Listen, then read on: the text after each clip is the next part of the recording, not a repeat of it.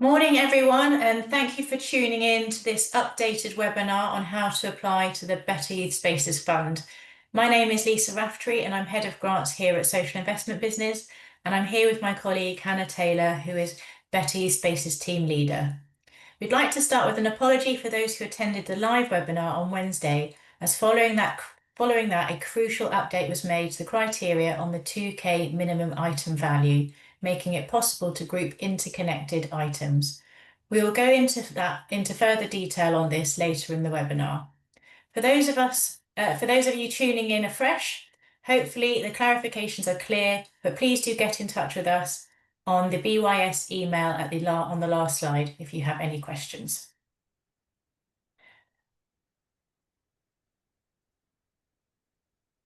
So in this webinar, we're going to be covering a brief Better Youth Spaces recap, showing the key points from the previous webinar. We're going to go into funding request thresholds, categorizing your requests, so either equipment or refurbishment. We're going to talk about the like-for-like eligibility criteria, and Hannah's going to talk you through how to enter your planned uses in the funding request part of the application form. I'm going to talk to you about the quote requirements, the value for money requirement, and youth provision. There won't be a Q&A on this one, but those that did ask questions at the previous webinar will have been emailed directly.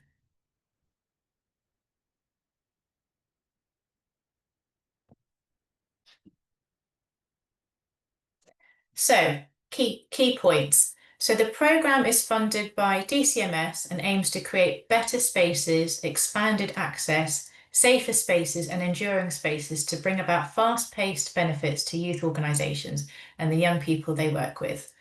The fund will support small-scale capital projects, including capital equipment, small refurbishments and other capital projects. All evidence of eligible expenditure to make grant claims must be submitted to SIB by the 30th of January 2026 or earlier. We will agree the exact date with individual grantees. All funds will be paid in arrears after evidence provided of an itemised invoice and the payment that the invoice has left your bank account. We cannot offer any funds in advance, but can in exceptional cases offer funds in a maximum of 3 tranches, still in arrears, to break the cost down. So application deadlines. Applications including a refurbish element is midnight on Sunday the 31st of August. And for equipment and vehicle applications is midnight on Sunday the 21st of September. Funding request thresholds. So the total grant size can be a minimum of £5,000 and a maximum of £100,000 per site. So that's not per organisation or local authority, but per site. The refurbishment element, so the maximum size of any grant for refurbishment purposes is £50,000 on a standalone basis and must not have dependencies within larger, higher cost refurbishments or building projects. There is no minimum item or invoice requirement for refurbishment requests. For capital equipment, so individual items of equipment must be £2,000 or greater in value. As this is a capital fund, anything under 2,000 would be classed as revenue. Multiples of identical items or grouped interdependent items, for example, a CPU, monitor, keyboard and mouse used together for a single IT setup with a cumulative value of 2,000 or greater, purchased in a single transaction are eligible. This is the change. The eligible equipment and the 2,000 per item threshold can also include the equipment purchase cost and, where applicable, all costs necessary to bring the equipment to working condition for its intended use, which can include delivery and handling, site preparation, installation, related professional fees for architects and engineers. Equipment assets can be considered as one grouped item and the combined value of them as meeting the 2,000 threshold if they meet both of the following. A, the individual assets are interdependent and used together to deliver a single purpose or function. Interdependent, meaning one item on its own would not be useful or would not achieve the intended purpose without the others. And the grouped assets are purchased from a single supplier and listed on a single invoice from that supplier. And I'm going to give you some examples of grouped items that are eligible. For example, one, so the purpose would be an IT setup. So as mentioned previously, purchasing a CPU, monitor, keyboard, mouse, cables may each cost less than 2,000, but combined together cost 2,000. They would be eligible as the assets are interdependent and used together to deliver a single purpose or function. Another eligible example is the purpose is kitchen setup. An application for the refurbishment of a kitchen is submitted along with an equipment request. The equipment items such as oven, fridge, freezer, pan set can be grouped together to meet the 2,000 threshold as they are interdependent. One item on its own would not be useful or would not achieve the intended purpose without the others.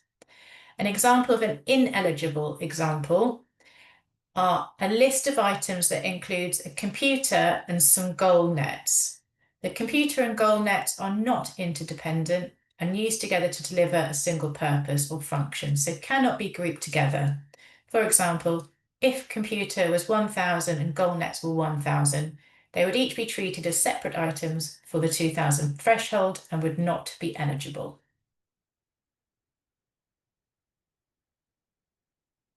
So how do you categorize your requests when entering your planned uses?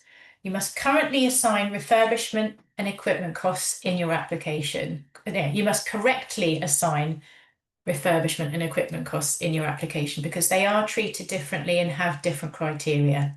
Equipment is defined as items that have no permanent connection to the structure or the building, the ground in the case of land, or the vehicle in the case of mobile units, and can be removed, will be considered equipment. For example, pool tables, sofas, computer equipment in a bus, swings or playground equipment, not fixed to the ground, fridges or cookers that are not integrated. For refurbishments, this is items that have a permanent connection to the structure of the building, the ground in the case of land, or the vehicle in the case of mobile units, and cannot be removed, will be considered part of refurbishment works. For example, integrated cookers, built-in storage cupboards, sensory garden items bolted to the ground, playground items bolted to the ground, accessible ramp attached to the bus, etc. So now I'm going to talk briefly about the like-for-like eligibility. So like-for-like replacement of anything is ineligible. In determining whether a refurbishment project or an equipment vehicle request is like for like, we will apply two criteria. Criteria one is it is not identical, and criteria two is that it meets one of the fund objectives, improves the reach of activities provided, improves the safety of existing youth facilities, improves the youth sector's capacity and quality to deliver a range of enrichment activities, and improves the financial sustainability of youth facilities. If it meets both of the above criteria, it will be deemed as not like-for-like replacement. Please note the above criteria are compared against the current equipment, land, building, as if it is currently in well-maintained and fully repaired condition, even if it's not, as general maintenance and repairs to existing buildings, land or equipment is ineligible.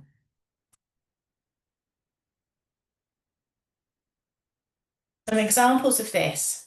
So refurbishment example, if it was there before, for example, a kitchen, firstly, we will consider whether the new kitchen will differ from the old one in any material way. For example, changes to layout, use, accessibility.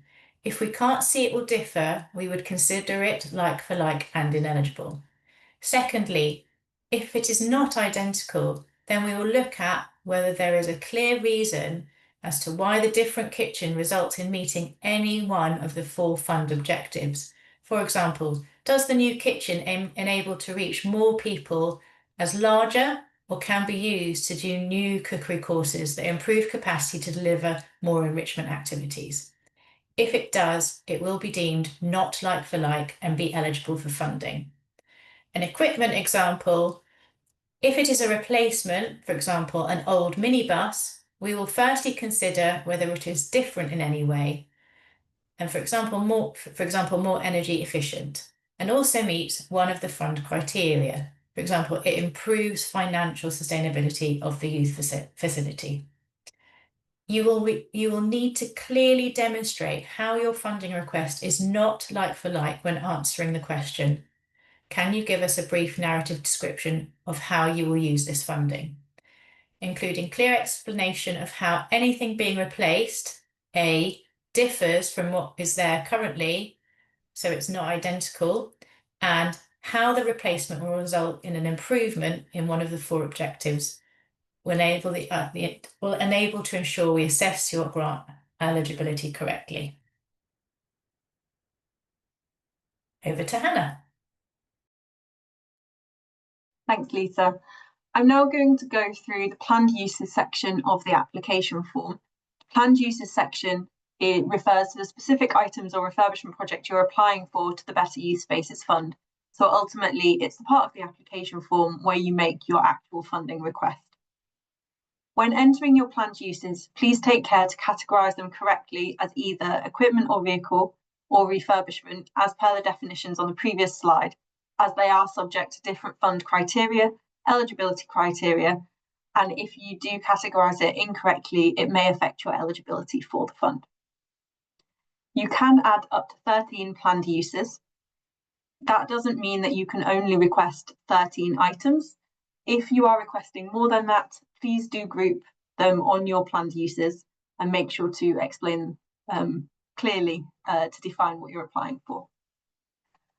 I'm now going to go over to the application form so that I can show you how to fill in a planned use in situ.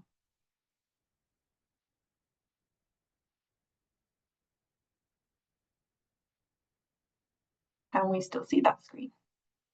Perfect. So the planned uses section of the application form can be found on page 3 of the application form. Once you've put in what your funding request is and the total amount of funding that you're applying for, and you've completed this section, you will scroll down to be able to add your specific requests to the fund. The first thing you need to do on the planned use is select the type of funding that you're applying for. If it's a refurbishment, a vehicle, or general equipment. If it's general equipment, just put it under equipment other. When you've chosen your type, you will need to choose the category that most closely reflects what you're applying for from this list. If you don't feel like you can attach your funding request to one of these options, you can just put other, but you'll need to clearly outline in the description what it is you're applying for. In this field, you will need to put the total cost of the planned use. So if you're applying for a refurbishment on this planned use, you will need to include the total cost of the refurbishment. And if you're applying for a vehicle or equipment, either a single item or vehicle or grouped items or vehicles, you'll need the total cost of anything attached to this planned use. It's really important that this total cost field exactly matches the cost on the quote of your chosen supplier, even if it's £30,262.30.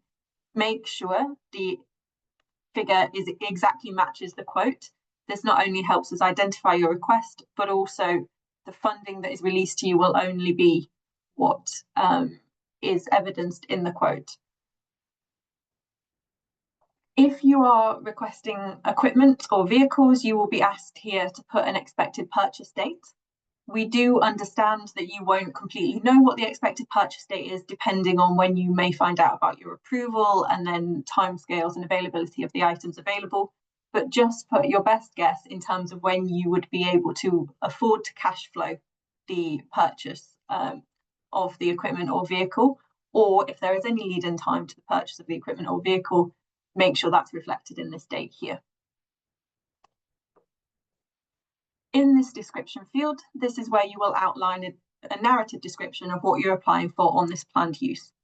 If you're applying for a refurbishment, it would just be a high-level overview of the refurbishment works applied for example, kitchen refurbishment at the youth centre to improve reach and capacity to our beneficiaries. If you're applying for equipment or vehicles, if you're applying for one item, then make sure you list it here, outlining kind of detail specific, whether it's a brand for that particular item. If you're requesting multiple items or vehicles on the same planned use, they need to be listed out clearly in this description. In this field here, you will need to list your chosen supplier, or in the case that you're requesting multiple items or vehicles, or your refurbishment work spans different suppliers, you will need to list out each supplier separately. To be clear, this is just your chosen supplier. You may have had to get 3 quotes from 3 different suppliers, but you will write the name of your chosen supplier from those 3 quotes in this box here. In the subsequent field, you will need to explain why you have chosen your specific supplier or suppliers in the case of multiple, and how you've ensured value for money. This needs to include how you've considered it meets your quality requirements, that a competitive price has been provided, the capability and capacity of the supplier or suppliers, and the reliability of the supplier or the suppliers to deliver within the required timeframe. We will go through in more detail later on in the PowerPoint regarding value for money. In this section here, you will be asked to upload required products, product listings or quotes for anything contained within this planned use. All quotes need to be uploaded in a single zipped file to ensure that your application can be submitted. If you don't know how to create or upload a zipped file, we have included a link on the planned use to talk you through it. All relevant information should be there, but should you have any questions or any difficulties with this part of the application form, please do email the BYS email that will be linked at the end of this PowerPoint. The final question on the planned use asks, if you were unable to upload the required number of quotes or product listings for each item, please explain why this has not been possible. We will go into quotes into more detail in a second, but effectively, as you're reading the eligibility criteria, you will notice that depending on what you are applying for or the level of funding that you are applying for, there are different quote requirements for each section. We do understand that timelines for this fund are quite tight. So in exceptional circumstances, if you have not been able to gather the required amount of quotes for your funding request, we will still accept your application. However, we will expect strong rationale and explanation as to why you have not been able to acquire the requested number of quotes, and this box is where you will need to enter it. If you don't adequately complete this value for money box and this quote explanation in the case that you haven't been able to acquire a significant amount of quotes or the relevant amount of quotes, then it may affect your eligibility for the fund. So it is very important that you pay care and diligence to these funds, to these fields. If after completing the first planned use, you want to add another request to the fund, you can do so by clicking this field here. It will open up a new planned use box for you to select another option. Underneath the planned uses, you will see there are some totaling boxes. This first box relates to the total amount of funding you requested at the top of this page. So this would be across your application form, your complete application form. This box here totals the value of all of the planned uses that you have added to your application form. So each individual planned use where you've put the total cost for that planned use, this field will add them together. You will then have a discrepancy box underneath, which will show you if there's any difference between the total amount you suggested you were claiming for at the beginning of this application versus the amount that you've actually uploaded in planned uses. So if this discrepancy shows that your funding request is higher than what you've uploaded in the planned use, it may be that you have forgotten to upload a particular item, so do go back and review your planned uses. And if your planned uses total is higher than the funding requested, then you should go back and review your planned uses, ensure it's accurate. If it isn't, you can amend it, and if it is accurate, then remember to go back and upload a more accurate figure for your total funding request. You will not be able to submit your application form until this discrepancy box reads 0, as those two figures need to match. So that's how you add a planned use in the application form. If you do have any questions or any issues whilst you're trying to complete this part of the application form, then there will be people on hand if you email the BYS email at the end of this PowerPoint.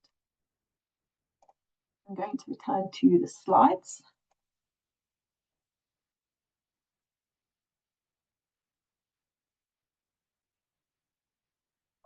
So you will see here we've got 2 different examples of completed planned uses that I'll run through really quickly.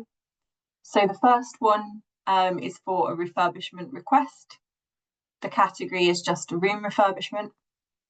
The total cost is £45,000. The description is, we would like to install a new sensory room at the youth centre in order to enhance our provision. You can see in this field, they've picked their chosen supplier, which is Sensory Solutions Limited. And in the following field, they've explained how they've ensured value for money. They've mentioned that they have a strong track record and good reviews from customers. And whilst they weren't the cheapest of the 3 quotes, they were competitively priced and can commit to delivering within the timeframes. There is another example here for equipment, which is IT equipment and improvements. The total cost is £4,500 and the expected purchase date is the 30th of September 2025.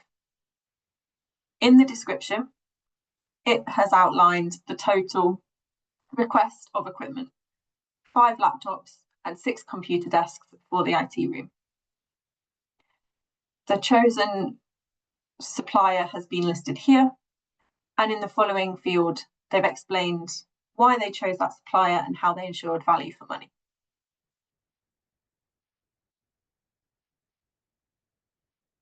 So going into more detail on the value for money eligibility, as we've mentioned previously, when completing your planned use, you must clearly state in your application your chosen supplier and the rationale for choosing them. This doesn't need to be the cheapest supplier, as long as you can provide a clear rationale for why you've chosen them and how they represent value for money. When demonstrating how your chosen quote or web listing are good value for money, in your response, you must include how you've considered the following in your decision: quality, competitive price for the project or items, ability to deliver in timescale of the fund, and good track record.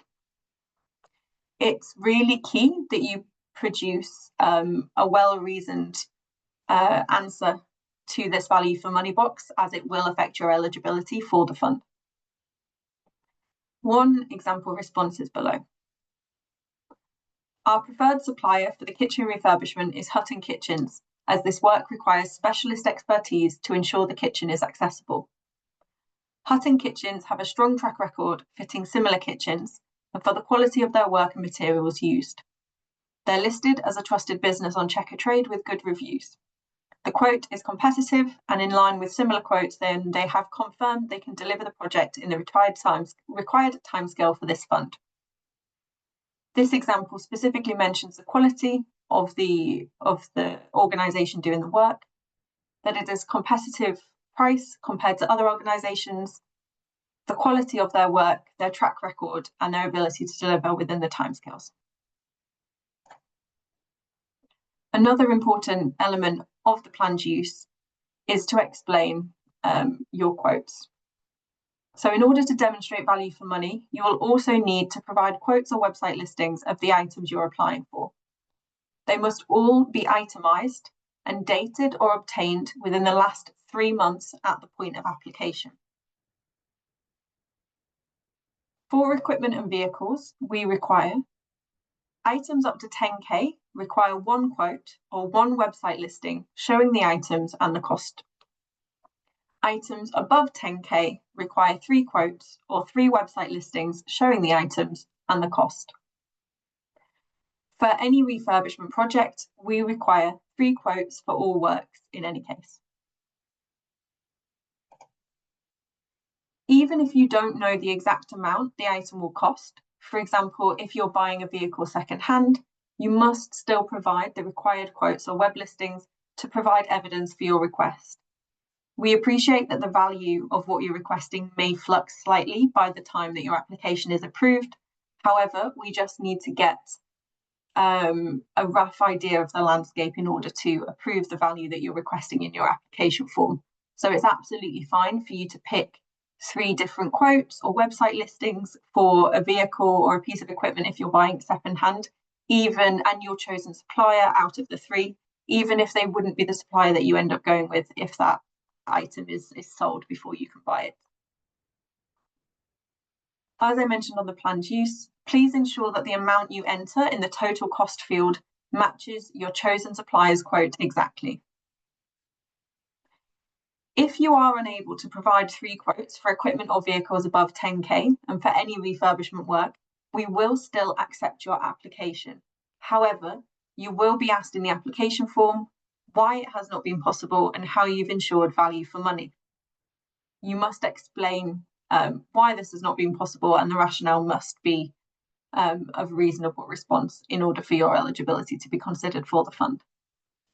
Failure to provide adequate explanation for insufficient quotes and for value for money could result in your application being rejected. So it's really important that you complete these 2 fields properly and clearly. And if you have any questions at all, please do reach out to us ahead of submitting your application.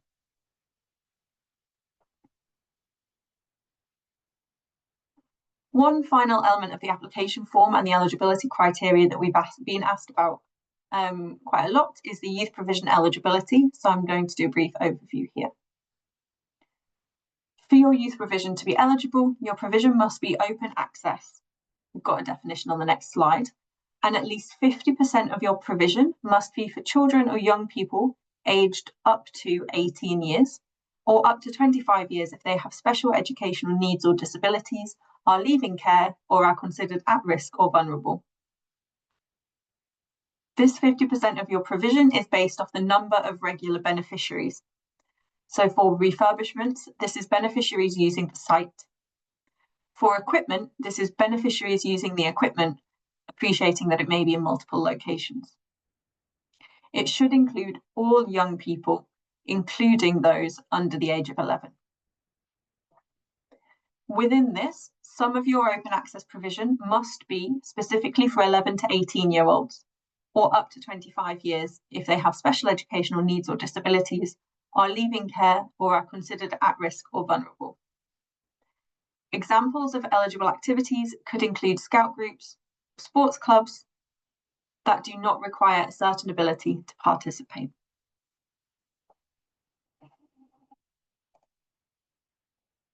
For the BYS fund, open access youth provision is defined as following.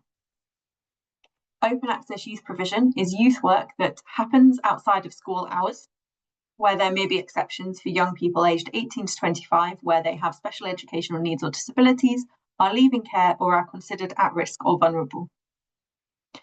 It must not form part of formal education or alternative provision, must be open to all young people with no referral needed. Within this, self-referral is allowed, and young people with SEND or physical disabilities may need a parent or carer to help them access provision.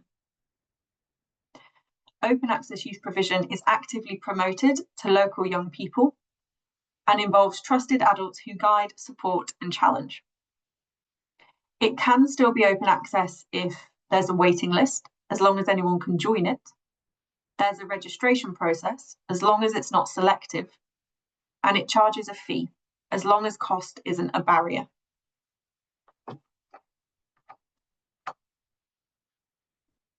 We've included the BYS email address on this slide, and we are happy to help with any queries that you may have.